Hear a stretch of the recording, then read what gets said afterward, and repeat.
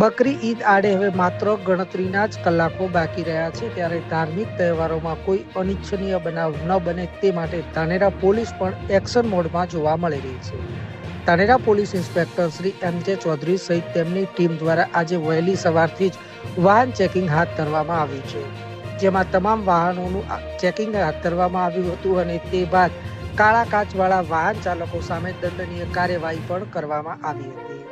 કાળા કાચ કાઢી કાળા કાચવાળી ગાડીઓ સામે દંડનીય કાર્યવાહી કરતા ગુનાહિત કૃતિવાળા વ્યક્તિઓમાં ભારે ફફડાટ જોવા મળી રહ્યો છે.